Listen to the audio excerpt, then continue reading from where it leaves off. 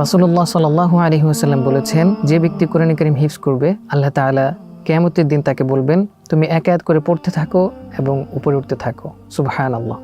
সম্মানিত অভিভাবক, তৈরুল জান্নাহ ইনস্টিটিউট এই ডিসেম্বরের ছুটিতে আমাদের সোনামণিদের জন্য 30তম পারা হিফজের চমৎকার একটা আয়োজন করেছে। আলহামদুলিল্লাহ, এই কোর্সটি পরিচালনা করছি আমি মোহাম্মদ ইমদাদুল্লাহ। আলহামদুলিল্লাহ, গত কোর্সে আমাদের সোনামণিদের মধ্য থেকে 8 জন সোনামণি 30তম পারাটি হিফজ সম্পন্ন করতে পেরেছে। আমরা দেখেছি যে আমাদের সোনামণিরা অনলাইনে কোরআন হিফজ করেও খুব ভালো করতে পারছে।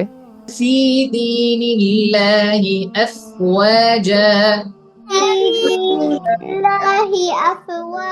অত্যন্ত চমৎকার এই কোর্সের আয়োজন করা হয়েছে সম্পূর্ণ অনলাইনে। আমাদের সোনামণিরা যে কোনো জায়গা থেকে এই কোর্সেতে অংশগ্রহণ করতে পারবে ইনশাআল্লাহ। Attention, today we will also play the game. আসুন আমরা এই সুবর্ণ সুযোগটি গ্রহণ করি এবং নিবন্ধন করি তৈরুল জান্নাহ ইনস্টিটিউটের এই চমৎকার কোর্সে।